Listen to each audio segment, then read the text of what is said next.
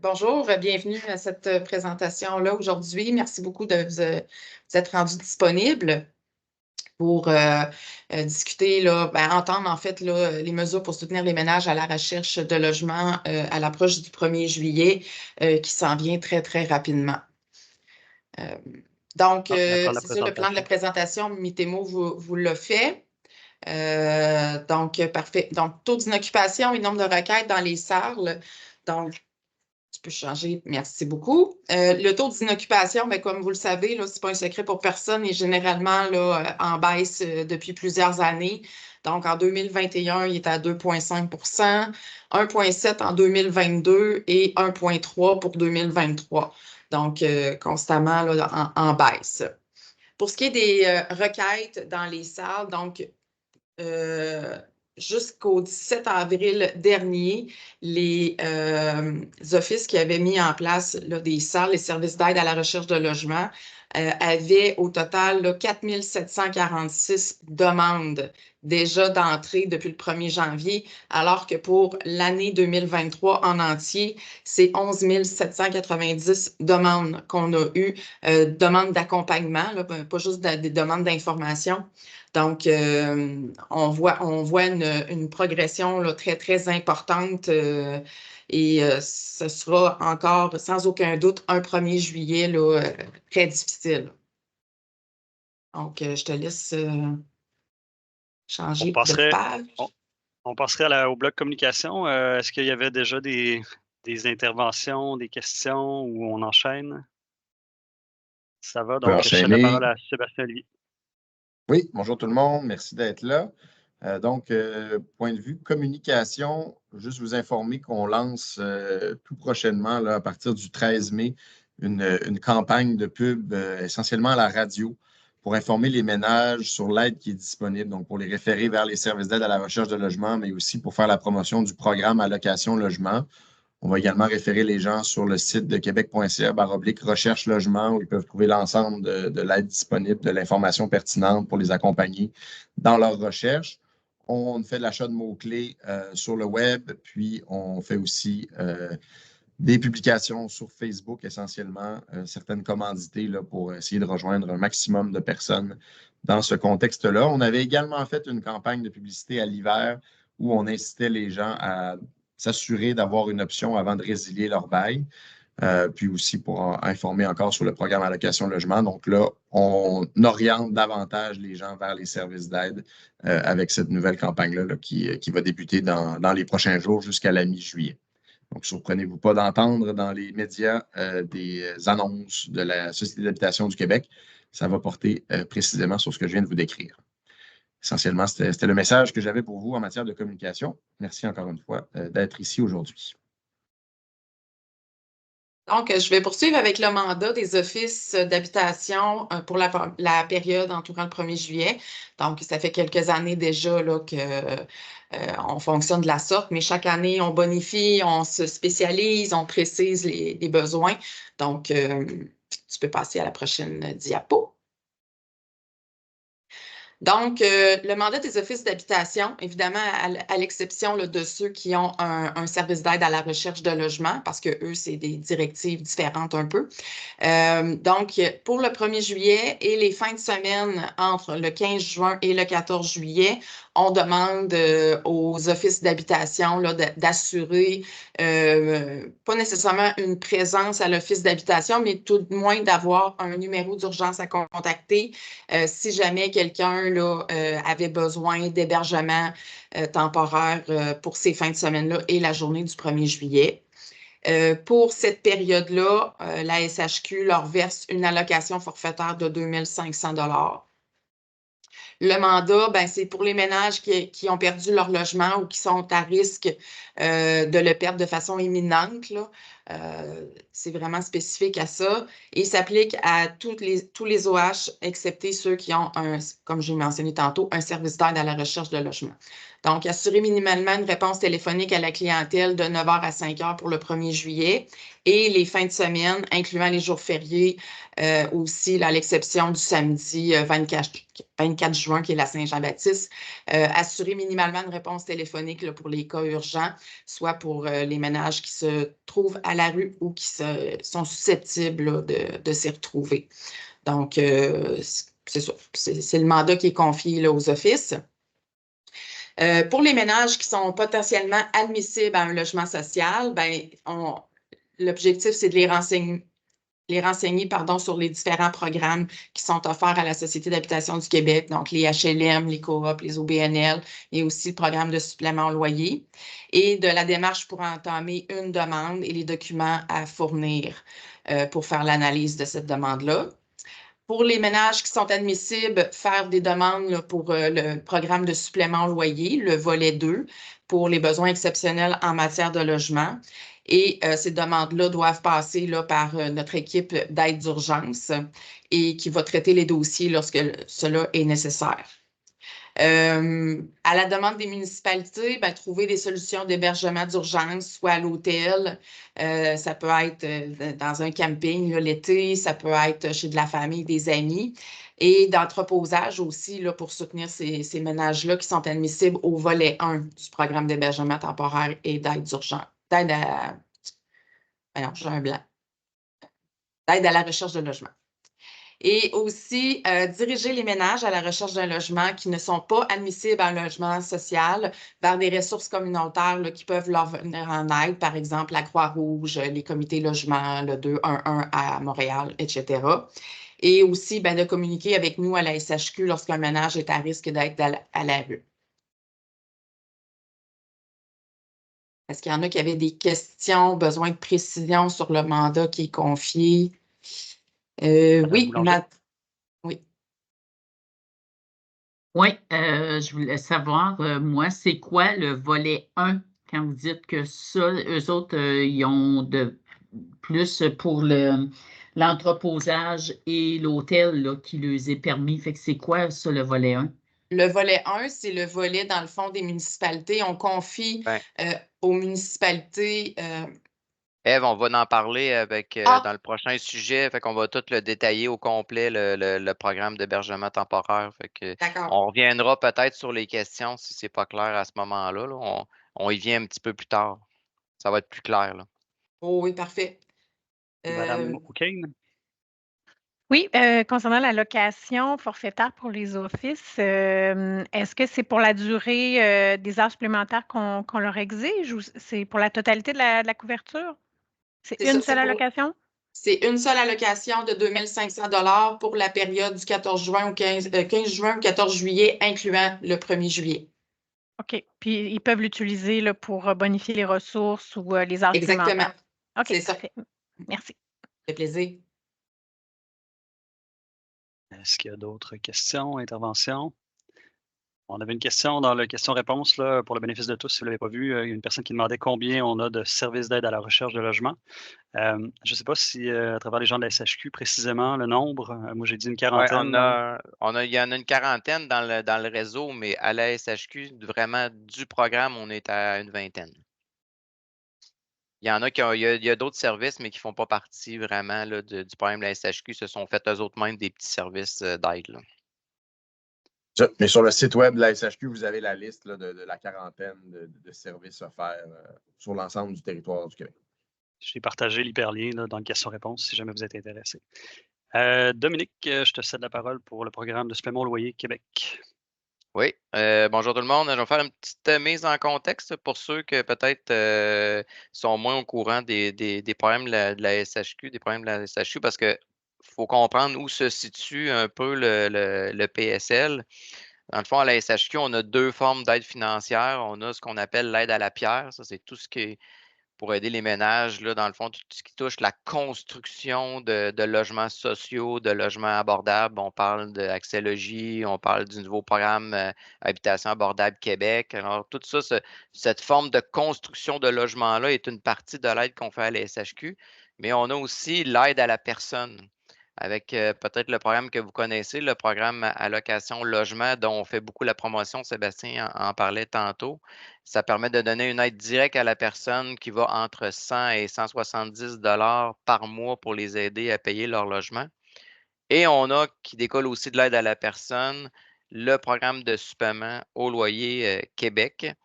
Dans le fond, le PSL, lui, ce qui permet, c'est d'avoir à un ménage qui est admissible de pouvoir rester dans un logement sur le marché locatif privé ou dans une coop, un OBNL, mais en payant le même montant qu'il paierait s'il était dans une habitation à loyer modique, donc 25 du revenu, parce que vous savez que le gouvernement ne construit plus d'habitation de HLM depuis très longtemps. Pour ce qui est du PSL, avant, il y avait plusieurs programmes de PSL avec des modalités différentes. Pour les offices, pour les gens, ça devenait un petit peu compliqué de savoir un peu comment gérer tout ça. Alors, depuis le 1er avril 2023, il y a seulement un seul programme. Tout a été réuni dans le programme de supplément au loyer Québec, à part ce qu'on appelait dans le fond tous les PSL réguliers qui découlaient des ententes avec le fédéral. Les autres sont gérés à part avec d'autres normes, vu que ça touchait le fédéral. On ne pouvait pas rouvrir les ententes avec eux. Puis ce n'est pas les PSL qui causaient le plus de problèmes dans la gestion. Fait que ça venait pas impacter. Mais le reste d'avoir tout réuni, ça vient grandement simplifier le travail de tout le monde. Juste de rappeler qu'il y a une participation des municipalités à la hauteur de 10 pour chaque subvention. Ça va avoir un impact un petit peu plus tard. Tu peux changer, Mitemo. Donc, on dit concrètement que le programme il vise à assurer l'accès à un logement et à la stabilité résidentielle des ménages les plus défavorisés. Plus particulièrement, comme je disais, l'objectif du programme, c'est de diminuer le nombre de ménages à faible revenu qui accordent plus que 25 de leurs revenus en frais de logement. En ce moment, le programme, il y avait 2 volets jusqu'à maintenant. On va revenir un peu sur la nouveauté. On a le volet 1 qu'on appelle le volet régulier. Ça, on parle de vraiment là, le volet de base où les gens ils doivent répondre entièrement au règlement sur l'attribution des loyers modiques. Ce qu'on appelait les SL1 pour ceux qui étaient un petit peu plus au courant là, des dernières années. Et on a aussi le volet 2, que c'est plus pour les besoins exceptionnels en matière de logement. Alors ça, c'est des ménages à faible revenu ou sans logis ou qui vont le devenir peut-être incessamment, qui sont dans une situation critique, puis qui ne peuvent pas répondre à brève échéance à l'ensemble des exigences du règlement sur l'attribution des loyers modiques. Dans cette catégorie-là, c'est là qu'on retrouve les PSL d'urgence que vous connaissez. On a les PSL pour les personnes itinérantes, pour les femmes victimes de violences conjugales. Ça, par exemple, c'est toutes des PSL, surtout l'itinérance, c'est donné avec l'accompagnement du M3S. Alors, c'est des partenaires très importants là-dedans parce que ça prend des services. On ne peut pas mettre des itinérants dans un logement sans avoir l'accompagnement qui va avec. Fait que ça, c'est beaucoup d'entente avec le M3S. Puis on a aussi les jeunes qui sortent des centres jeunesse qui rentrent dans cette catégorie-là. Fait que voilà pour le deuxième volet. On peut passer. Bon, pour vous donner des PSL, je ne cache pas, ça prend des logements. Le PSL en lui-même ne construit pas de logements abordables. Puis, comme vous le savez, on est dans une pénurie de logements. C'est un peu ce qui a amené à créer un nouveau volet pour cette année qu'on appelle le préjumelage locatif. Je ne suis pas sûr qu'on aime tout le terme parce qu'à l'interne même, parce qu'on appelle plus ça, nous, les matchs parfaits. L'objectif, dans le fond, de ce volet-là, c'est de pouvoir prendre quelqu'un qui est déjà sur la liste d'attente pour avoir une habitation à loyer modique, dont le logement est conforme à l'ensemble des normes du PSL pour pouvoir y donner automatiquement un PSL sans qu'il soit sans que ça soit son tour sur la liste d'attente. Dans le fond, nous, on a beaucoup de problèmes à donner des PSL parce que les propriétaires, souvent les propriétaires privés, ils veulent pas trop s'avancer. Ils ont des fois des inquiétudes par rapport à cette clientèle-là. C'est vrai que c'est dur de trouver des logements qui auraient la bonne typologie et qui avaient le bon loyer médian. Là, on prend des gens, le propriétaire, ça fait déjà peut-être plusieurs années qu'il y a déjà ce locataire-là. Il y a un bon lien de confiance déjà d'établi. Le logement, c'est le bon logement, c'est le bon prix. Alors là, pour essayer de diminuer plus rapidement les listes d'attente, on va demander au propriétaire pour faire une entente directe pour octroyer le PSL. Ça va avoir un impact certain pour la diminution de liste d'attente, puis de l'augmentation du nombre de PSL, donc un impact sur la contribution municipale de 10 parce qu'il va en avoir plus dans les prochaines années. C'est ce qui ressort d'un projet pilote qu'il y a eu à l'OMH de Québec. Dans les quasiment 18 derniers mois, là, la liste d'attente a été grandement diminuée, puis on a donné beaucoup de PSL sans avoir de nouveaux logements. Fait que je m'attends que, vu que maintenant, depuis le 1er avril, ça a été lancé dans le réseau, je pense qu'il va y avoir beaucoup de PSL qui va se donner là-dedans. Fait que ça va être bon pour le programme. Pour être admissible, comme je disais, le ménage doit répondre aux 3 conditions suivantes, doivent respecter les critères d'admissibilité prévus au règlement sur l'attribution des loyers modiques. Il faut qu'il occupe un logement qui est non subventionné du marché privé. Ça, c'est très important. Il faut que ce soit un logement qui n'a pas été réalisé dans le cadre d'un programme de construction du gouvernement, pas qui a été financé là, par le FAC, par Axelogie et compagnie. Puis il faut qu'il occupe un logement d'une catégorie ou d'une sous-catégorie à laquelle il a droit en vertu du règlement. Ça veut dire que ça prend la bonne typologie de logement. Si c'est une personne seule dans un 4,5, on ne pourra pas y octroyer le PSL. Il faut vraiment que ça réponde à l'entièreté du règlement. Et ça, on sait que sur les listes, il y en a beaucoup. Donc, les offices qu'ils vont faire, ils vont partir du haut de la liste. Ils vont descendre les listes d'attente jusqu'à temps qu'ils soient capables de faire des matchs parfaits. Ils vont quand même respecter une certaine priorisation, mais il y en a c'est vrai qu'il y en a qui vont passer avant ceux qui sont au-dessus, mais ça va faire que tout le monde va pouvoir passer un petit peu plus vite en fonctionnant de cette façon-là. Alors voilà pour le PSLQ. Est-ce qu'il y a des questions? Oui, M. Morin. Oui, moi j'ai une question. N'existe-t-il pas un danger que les RPA privés augmentent les loyers? Parce que j'en ai, moi, des demandes de PSL pour dans le privé, là. Je paye déjà 10 ça me coûte déjà pas mal cher. Ben, ils ne peuvent pas augmenter les loyers plus que la réglementation qu'on a au TAL puis qu'on a dans le programme. Fait qu'il y a vraiment toujours, quand on leur donne des PSL, l'augmentation de loyer est tout le temps surveillée. Oui, c'était la crainte qu'on avait quand la demande est arrivée à notre conseil. Là. Écoutez, parce qu'on n'a pas le droit d'aider le privé directement au niveau municipal, puis là, on se trouve à aider le privé indirectement. Là. Non, le loyer doit toujours respecter le loyer médian du marché pour le type de catégorie, puis il doit respecter les augmentations prévues au TAL.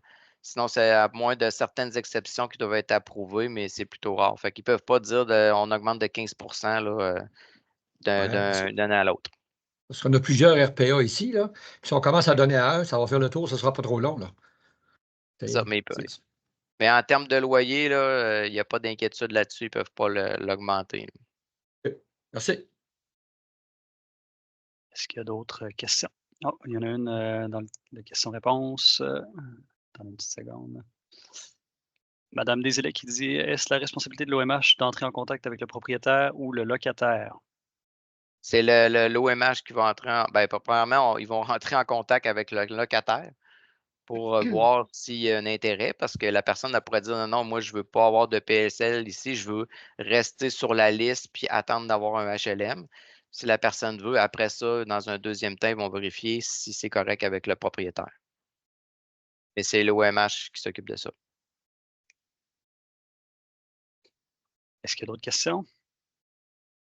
On va passer au bloc suivant. Je cède la parole à Nancy pour vous présenter le programme d'hébergement temporaire et d'aide à la recherche de logement. Oui, bonjour tout le monde. Donc, le programme d'hébergement temporaire d'aide à la recherche de logement, c'est ce qu'on parlait tantôt, le volet 1 et le volet 2. Pour le volet 1, c'est la subvention aux municipalités pour couvrir une partie des coûts des services d'aide d'urgence offerts aux citoyens sans logis. Donc, le but, c'est de maintenir des services d'aide d'urgence à l'année auprès des ménages sans logis en raison d'une pénurie de logements. Parce qu'on le sait, le contexte présentement, ce n'est pas juste le 1er juillet. On appelle ça l'opération 1er juillet, mais ça dure à l'année. Ceux qui sont dans les services directs aux citoyens le savent. Et aussi, lorsqu'il y a un service mineur, pourquoi on dit mineur? C'est parce que quand c'est un sinistre majeur, c'est la sécurité publique qui prend en charge les services. Et le volet 2, c'est des subventions aux offices d'habitation pour assurer un service d'aide à la recherche de logement, donc un SARL, aux citoyens sans logis ou à risque de l'aide. Donc, les SARL, eux, visent à informer, orienter, accompagner tout ménage habitant dans la municipalité desservie dans sa recherche d'un logement locatif. Et les SARL permettent aux ménages sans logis ou qui le seront incessamment à trouver plus rapidement un logement correspondant à leurs besoins.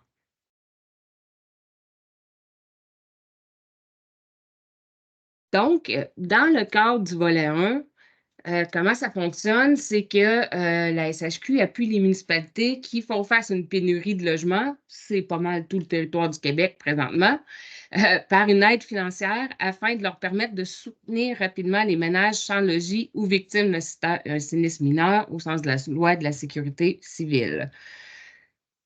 Comment ça fonctionne? C'est qu'il y a des dépenses qui sont admissibles, donc les hébergements temporaires, on précise qu'il y a l'hébergement temporaire, c'est vraiment le coût de l'hôtel ou de l'hébergement temporaire. Donc, il n'y a pas de frais de repas, de location de films, d'aide psychologique, etc., qui sont admissibles.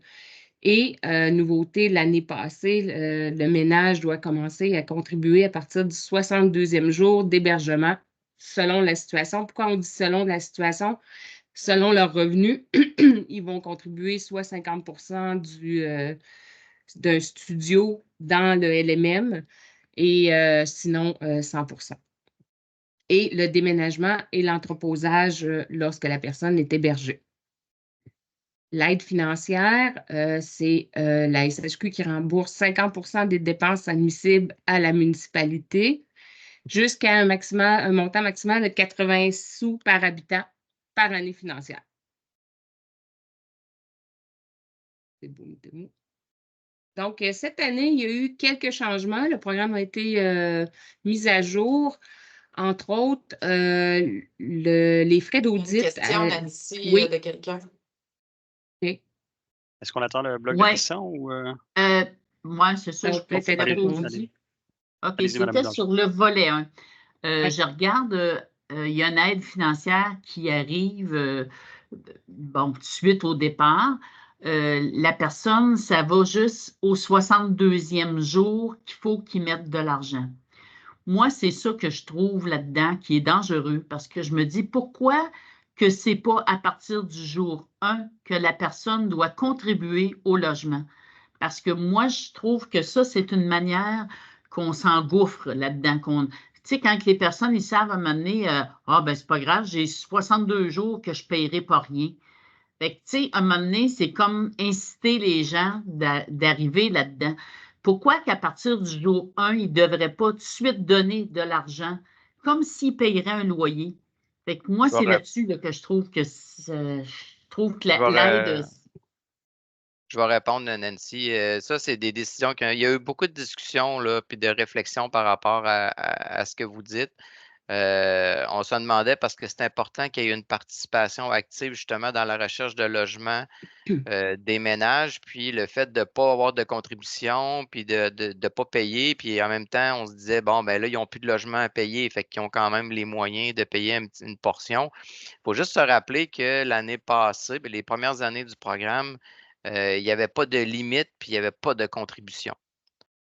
Fait que là, c'est un premier pas que le gouvernement a fait en disant, bon, ben là, à partir du 3e mois, je pense que c'est important qu'il y ait une contribution, justement pour maintenir cette participation active-là, puis d'être sûr que les gens soient motivés à quitter le logement. Puis ça, on va le voir peut-être dans dans le suivi de la présentation, mais si le ménage n'est pas actif dans la recherche de logement, ben, on va mettre fin, dans le fond, à l'aide aussi, là. Fait que je comprends votre préoccupation. On leur donne une période tampon de 2 mois, mais après ça, on est beaucoup plus rigide qu'on était dans les dernières années avec ce programme-là pour pas que les gens restent à l'hôtel des fois plus qu'1 an, là. Fait que c'est de là que vient la réflexion. C'est un premier pas. Est-ce qu'avec l'analyse du bilan de cette année, on va se dire, ben, il faut aller encore plus loin? Ça fait toujours partie des réflexions à chaque fois que le programme est modifié. Ben, je pense que ça devrait être ajouté justement dans la réflexion parce que la personne, si elle devrait avoir un logement, elle payerait à partir du jour 1. Alors, je pense qu'il faut déjà être. C'est bien beau d'en donner, là, il va y avoir 62 jours qui ne payent pas, mais il faudrait voir là, pour ça. Il faut faire toujours attention à cette période de tampon-là. Il faut dire qu'il y a des ménages qui sont beaucoup plus dans la misère que d'autres. Il y en a qui ne payent pas, mais ils n'ont pas payé leur logement depuis un bout de temps parce que leur situation financière s'est grandement dégradée. C'est pour ça qu'ils ont perdu leur logement. Fait que même de dire, ils ont les moyens de payer, pas tant. Il y en a que c'est beaucoup plus difficile juste de payer même le 50 du loyer médian. Fait que c'est pour ça qu'il y a comme une période tampon là, qui a été faite. Sinon, il faudrait que ça soit fait en fonction du revenu. Quelqu'un qui gagne quand même un bon revenu, en tout cas supérieur au PRBI, pourrait payer un petit peu plus cher, mais on n'est pas rendu là dans les réflexions, mais on se posait également la question. Là, on va voir qu'est-ce qui va ressortir pour les prochaines années. Parce que là, c'est qui va payer ça, là, ces 60 jours-là? Là? C'est qui? C'est les municipalités? C'est les municipalités avec une contribution de 50 de la SHQ. Fait qu'il reste que la municipalité en paye quand même 30 jours, si on regarde. Fait que c'est pour ça, c'est qu'à un moment donné, faut responsabiliser tout le monde aussi, là. Fait qu'en tout cas, c'était ma réflexion. Merci. Nancy, tu peux poursuivre. Oui. Bon, pour les détails du programme, les nouveautés, en fait, il y a les frais pour l'audit par rapport au volet 1 des municipalités peut être remboursé à 50 %. C'est un ajout qui a été fait. Ensuite, une précision qui a été faite, c'est que les dépenses admissibles liées en lien avec les déménagements et l'entreposage sont pour les biens meubles seulement. Donc, seulement ceux qu'il y a dans le logement. Donc, ça exclut les bateaux, les 4 roues, quelqu'un qui aurait une deuxième auto. On a vu toutes sortes de choses. Donc, c'est vraiment les meubles de la personne. Aussi, les dépenses admissibles sont en lien seulement pour le déménagement et l'entreposage. C'est seulement lorsqu'il y a un hébergement temporaire. Donc, oui, ça peut être la personne est à l'hôtel et chez des amis, des familles, est temporairement hébergée d'urgence dans le sens qu'elle n'a pas un logement permanent. À ce moment-là, il peut y avoir un déménagement et entreposage. Et comme Dominique disait tantôt, il y a certaines conditions qui ont été mises afin que l'hébergement puisse continuer. Donc, si un ménage refuse un logement qui correspond à ses choix d'emplacement, à ce moment-là, l'hébergement, on dit que ça se termine, mais en fait, c'est qu'on ne paye plus pour l'hébergement. Donc, la personne devra payer 100 % de l'hôtel si elle décide de rester là.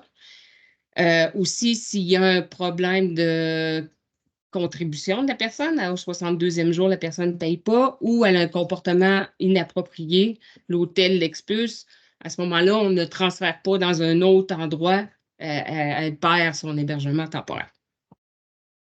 Nancy, veux-tu prendre la question de Mme Desilets avant de passer au volet 2? Oui. Petite question, puis peut-être aussi commentaire. L'année dernière, en fait, nous, comme municipalité à Repentigny, là, on s'est doté d'une mécanique là, pour un filet de sécurité. Donc, on loue un conteneur à chaque année là, pour prévoir, en fait, là, en sachant qu'il peut y avoir l'année dernière, il y a 5 familles là, qui ont utilisé le 10 conteneurs. On délègue la responsabilité à Travail de rue parce qu'on travaille en collaboration avec les différents partenaires qui gèrent en fait cette entrée et sortie de biens et meubles dans ce conteneur-là. Il est responsable de la clé. Et là, quand j'ai fait la reddition de compte, on me demandait en fait, parce qu'il y a comme un suivi, puis je comprends pourquoi, mais en mettant au niveau de la confidentialité, on nous demande les noms des gens. Il y a comme un souci aussi par rapport à, tu sais, moi, Travail de rue, c'est ça qui ne va pas me remettre le nom des personnes et toutes leurs coordonnées. Puis, tu sais, aussi, quand je regarde lorsqu'il y a hébergement temporaire, tu sais, est-ce que vous voulez avoir des preuves que la personne est présentement chez... Parce que c'est ça aussi, là, il y a comme un... C'est ça, je voulais juste clarifier cet élément-là au niveau de la confidentialité. Comment vous souhaitez qu'on vous remette ces preuves-là que l'individu est présentement chez quelqu'un?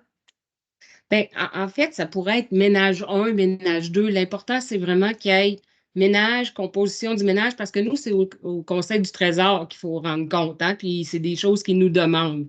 Donc, c'est vraiment d'avoir vraiment une ventilation par ménage pour savoir Ça ce c'est ménage. clair, mais C'est ça. puis je m'excuse de vous interrompre parce que j'ai rencontré des gens de la SHQ pour clarifier cet élément-là. Puis ils ont dû aller clarifier de leur côté parce qu'effectivement, c'était vraiment les noms. C'est ce qui est inscrit dans la nouvelle fiche de reddition de compte, les coordonnées, les noms des individus. Puis là, finalement, j'en suis venue à la conclusion, puis avec les gens de la SHQ là, qui étaient super compréhensible, mais on y est allé comme ça, comme ménageux, parce que je comprends à nouveau des statistiques, mais ce n'est pas ce qui est inscrit dans la fiche de reddition de compte, cependant. Non, je comprends. Puis, tu sais, nous, on ne transmet pas ça non plus au Conseil du Trésor. C'est plus pour avoir dans nos dossiers, puis on ne le met pas. Tu sais, donc, ce n'est pas absolument nécessaire, mais ça respecte quand même la confidentialité dans le sens que c'est notre programme. Donc, tu sais, mais ce n'est pas essentiel, effectivement. Peut-être qu'on pourra ajouter le nom n'est pas obligatoire, mais il faut vraiment que ça soit ventilé. Ça, c'est peut-être dans la fiche, on pourra dire le nom, les coordonnées. C'est vrai que ce n'est pas obligatoire, c'est vraiment pour être sûr que c'est pas le même ménage qu'il y a eu vite. C'est ça. Je comprends. Puis au niveau détail, oui, ben non, c'est correct. Au niveau de l'hébergement temporaire, est-ce que vous souhaitez avoir une preuve de ça ou justement, vous y allez de bonne foi par rapport aux informations qu'on vous donne? Si nous, on juge en fait que la personne, oui, elle est présentement en démarche, elle a stocké ses meubles dans notre conteneur, clairement, elle doit être à quelque part, cet individu-là, sinon elle est en situation d'itinérance sur notre territoire. Bien, ça doit être demandé parce que les situations d'itinérance, justement, ils n'ont pas droit. Oui. C'est ça. Fait que ça doit être demandé. Vous habitez où? Vous êtes hébergé où? Donc, on n'a pas besoin de preuves. Là, c'est pas une preuve. Mais on a besoin de le savoir. La personne est hébergée chez des amis, hébergée, tu sais, on a quand même certaines catégories. Là. Parfait. Merci. Mais pour les renseignements personnels, effectivement, on va mettre une note parce que c'est pas absolument nécessaire. Là. Madame Moreau? Oui, bonjour. Moi, je voulais savoir, tu sais, pour les villes, tu sais, nous, ça fait 3 ans qu'on fait ça à Trois-Rivières, puis on se questionnait au niveau du déménagement. Nous, c'était pas dans notre offre de service parce qu'il manque de main-d'œuvre et tout ça. Donc, est-ce qu'on est obligé d'offrir ce service-là parce qu'il n'y a pas beaucoup de main-d'œuvre au 1er juillet de ce côté-là? Alors, tu sais, peut-être que le foyer peut demander un remboursement, mais tu sais, d'offrir ce service-là, je voulais savoir ça. Ben, en fait, ça. Vas-y, Dominique. Ben, on ne demande pas à la municipalité de déménager la personne, c'est juste que c'est les frais qui sont couverts de déménagement. OK. Pas la même chose. Fait que c'est n'importe quelle compagnie de déménagement, là. C'est pas à vous directement, à la municipalité. Il y en a qui vont le faire, mais c'est pas obligatoire, là. Mais c'est pas nos employés qui vont le faire, mais tu sais, on n'a pas de firme au 1er juillet. C'est tout le monde, monsieur, madame, tout le monde en prend, vu on n'a pas de contrat avec des firmes. Donc, je voulais savoir, est-ce que, tu sais, nous, c'est pas une offre là, qu'on a dans pour aider au 1er juillet, là. Mais tu sais, c'est des frais qui sont admissibles à un remboursement, mais encore là, s'il n'y a pas de compagnie à ce moment-là, ben, parce que nous, là, on parle du 1er juillet, mais nous, c'est à l'année. Hein, fait que c'est pas juste le 1er juillet. Mais là, à l'impossible, nul n'est tenu. Là, on ne peut pas donner un service s'il n'y a pas de compagnie pour l'octroyer. Puis l'autre chose que je voulais vous demander, supposons pour s'occuper, exemple, pour remettre les gens en hébergement d'urgence, justement en hôtel, est-ce qu'on pourrait payer une firme, exemple la Croix-Rouge, ou est-ce que les frais de gestion peuvent être payés pour ça, pour s'occuper, que nous, on donne en délégation, que ce soit remboursé par la SHQ? Ça serait une question peut-être plus précise qu'il faudrait nous envoyer dans aide d'urgence. Je vais mettre l'adresse parce que je ne suis pas sûre. Ben, on l'autorise avec les offices pour ce qui est de la gestion. Mais ça peut être délégué. Oui, ça peut être délégué, mais c'est sûr qu'il n'y aura pas les ressources humaines de payer. Ça va être vraiment les dépenses admissibles, déménagement, hébergement, entreposage. OK. Puis ça fait partie du 50 là, de la subvention. On peut le mettre dans ça. Puis je ne comprenais pas trop aussi, nouvelles dépenses admissibles, frais liés à l'audit de l'état de revenu. Pour moi, je connais. Oui, c'est quelque chose qui a été ajouté par le Conseil du Trésor. En fait, c'est que nous, pour les gens, là, je ne veux pas me tromper, là, pour les gens qui ont 150 000 habitants ou plus, 150 on leur demande 150 des... 000. C'est ça. Ah, C'est OK, parfait. des dépenses au-dessus de 150 Parfait. 000. OK. C'est ça, on bon, leur c'est demande des vraiment états audités au financier. lieu d'une reddition de compte. Et donc, cet audit-là, précisément sur les services offerts par rapport au volet 1 du FITAL, sont remboursés, sont remboursables. Parce qu'on prend des grosses organisations comme Montréal, c'est des états financiers audités. On ne peut pas là, commencer avec chaque facture puis vraiment tout le détail. Fait que c'est pour ça que vu qu'on a accepté que ça soit audité, ben là, on accepte maintenant que cette dépense-là soit admissible. OK, parfait, merci. Madame Boulanger? Oui, nous, on a eu un cas particulier l'année passée, puis je voulais voir jusqu'où qu'on est responsable de ça. Une qui avait 3 chiens, 2 chats. Il fallait y trouver un logement. On fait quoi avec ça, là, nous autres? On est obligés en plus aux chiens, aux chats? Pour l'hébergement, non.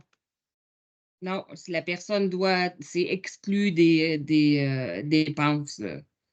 Donc, la OK, on personne n'est pas. doit trouver un refuge ou je ne sais pas comment, tu sais, une place pour héberger ces animaux-là.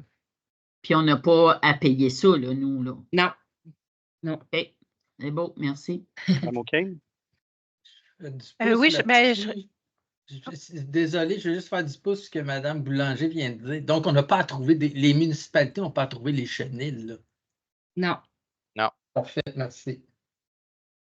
Madame OK?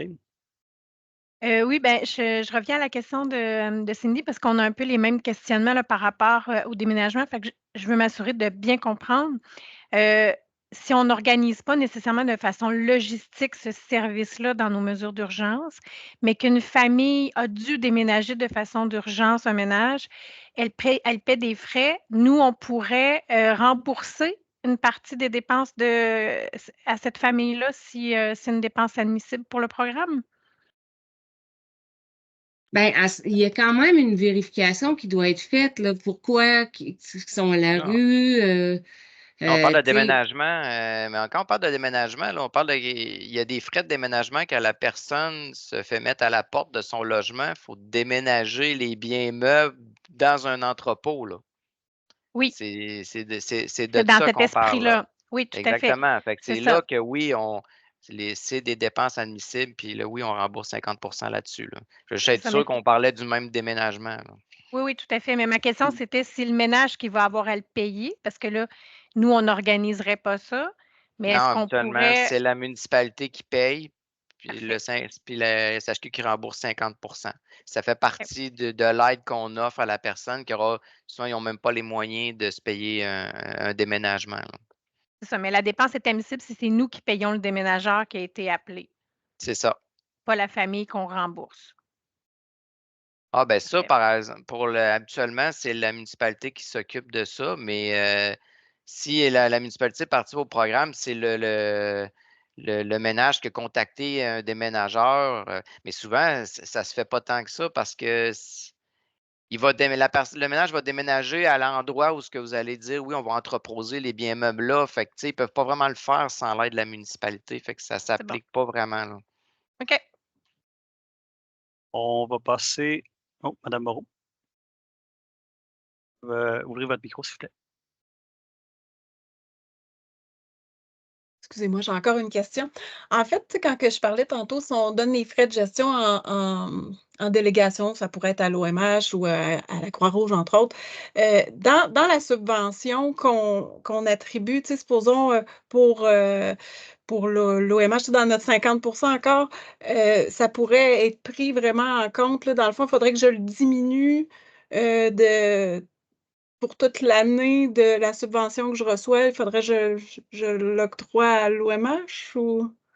En fait, c'est les dépenses qui sont admissibles, pas de frais de gestion. Là. Les frais de gestion sont sur nos. C'est nous autres qui doivent payer les frais de gestion. C'est ça, exact. Il n'y a pas de changement de ce côté-là, vu que. OK. Non, c'est ça. Fait que, vous, ça serait les factures, ben, ça serait vraiment hébergement, entreposage, déménagement. Donc, il n'y a rien. Ben, puis les audits, si vous êtes plus que 150 000. Parfait. Merci.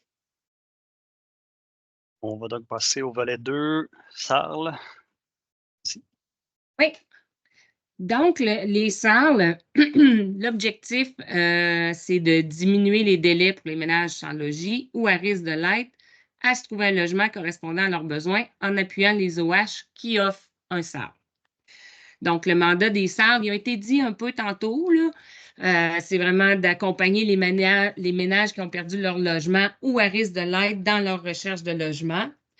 Et aussi, ben, beaucoup d'informer les ménages sur différents logements qu'il y a sur le marché privé. Mais en fait, c'est d'informer sur le logement sur leur territoire, de diriger les ménages s'ils sont admissibles vers le HLM, PSL, et ceux qui sont en situation de vulnérabilité, vers les ressources communautaires pouvant leur venir en aide, comme Ève avait dit tantôt.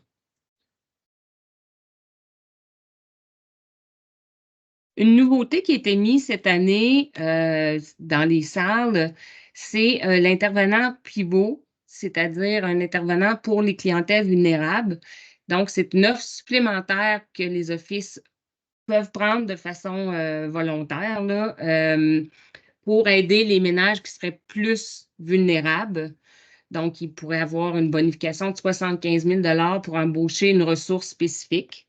Donc, quand il y a un ménage vulnérable qui a besoin d'une aide concertée pour trouver un logement, donc la recherche de logement, l'accompagnement en lien avec ses problématiques spécifiques.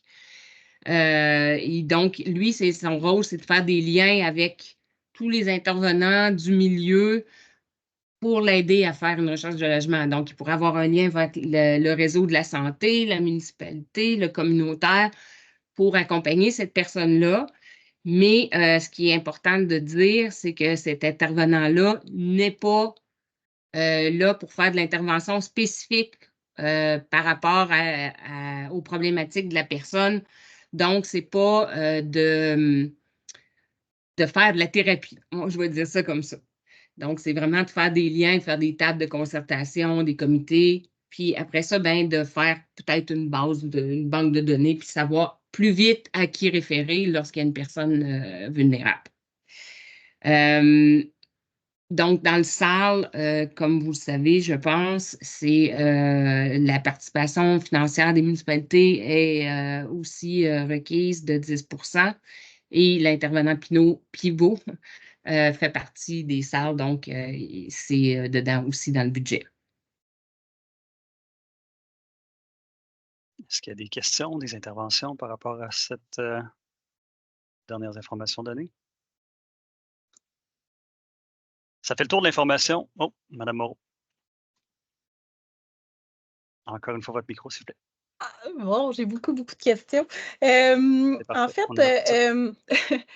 le volet 1, volet 2, là, ça peut être conjoint dans le sens que si on travaille avec nos partenaires du milieu, ça peut se faire ensemble. Mais supposons la ville au volet 1 débarque à un moment donné, on fait juste la partie de l'été, là, puis après on débarque, puis c'est plus le service d'urgence en tant que tel, bien, soit qui est repris par l'OMH ou soit il n'y en a plus. Comment on se comporte? Comment avec la SHQ, ça se comporte? Nous, dans le fond, le service d'urgence, on voyait que c'était au 1er juillet. Comme vous avez dit d'entrée de jeu, c'est rendu à l'année, sauf que moi, il faut que j'aie quand même de l'argumentaire pour dire, ben, tu sais, là, ça coûte des frais supplémentaires pour l'hébergement d'urgence toute l'année, là. Ben, c'est sûr que nous, on s'attend, là, puis on espère que la municipalité va participer à l'année, là. Ça, on ne le cachera pas. Là, vous dites, nous, on couvre une certaine partie. Après ça, c'est l'OMH qui va prendre le relais. Ça ne veut pas dire, là, ben, c'est ce qui s'est passé l'année passée parce que après le 62e jour, c'est plus compliqué à une ville d'aller facturer le citoyen.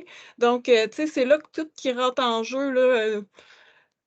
donc, de notre côté, c'était questionnable, là.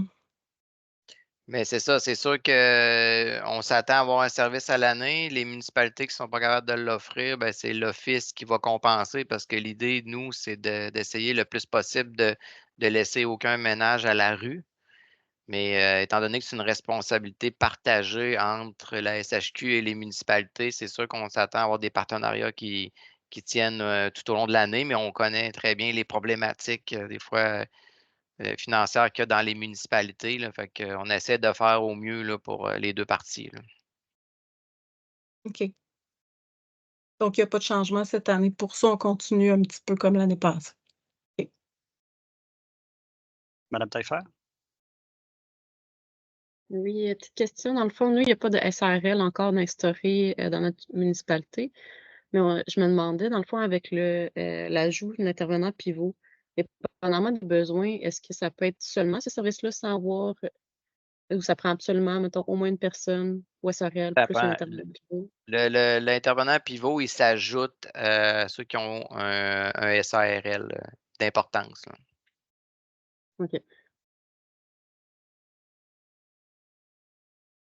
Est-ce qu'on a d'autres questions, interventions? Donc, ça fait le tour. Merci.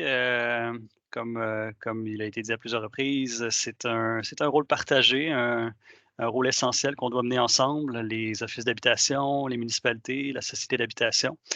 On doit s'assurer de prévenir des situations et de gérer des situations pour assurer le bien-être des ménages sur notre territoire. Donc, merci d'avoir participé activement à cette rencontre. Et n'hésitez pas pour la suite des choses, si jamais il y a des questions. Est-ce que Nancy t'avait partagé l'adresse courriel aide d'urgence? Oui, je vais le mettre. Je voulais juste dire aussi qu'il y a, si jamais vous avez des questions, là, vous pouvez écrire à aide d'urgence sans problème. Puis s'il y a vraiment beaucoup de questions qui reviennent, on pourra faire une période d'échange avec l'ensemble des municipalités. Là. Madame Desfossés, vous avez une question? Oui, désolée, juste avant de quitter, j'aimerais juste savoir pour les villes participantes, si les gens peuvent répondre dans le chat, là, qui prend en charge, quelle direction prend en charge la crise du logement chez vous? C'est quelque chose qui nous préoccupe énormément à Trois-Rivières, donc j'avais ce questionnement-là. Nous, on est à la direction des loisirs et honnêtement, on se questionne si c'est vraiment chez nous que ça doit être pris en charge. C'était une question de curiosité de dernière minute. Est-ce qu'à main levée comme ça, rapidement, il y a des gens qui veulent donner une réponse? Ou est-ce que, bon, ici, on a service de vie citoyenne, division communautaire, direction des loisirs aussi, direction générale. En passant, on avait aussi, bon, la question à savoir si le PowerPoint allait être partagé. Oui, on va, en fait, là, en ce moment, c'est enregistré. J'ai oublié de le dire. On va vérifier, là, est-ce qu'on partage l'enregistrement, est-ce qu'on partage le PowerPoint, les deux. Donc, oui, effectivement, on va faire un suivi là, suivant cette rencontre. Madame O'Kane, vous avez la main levée?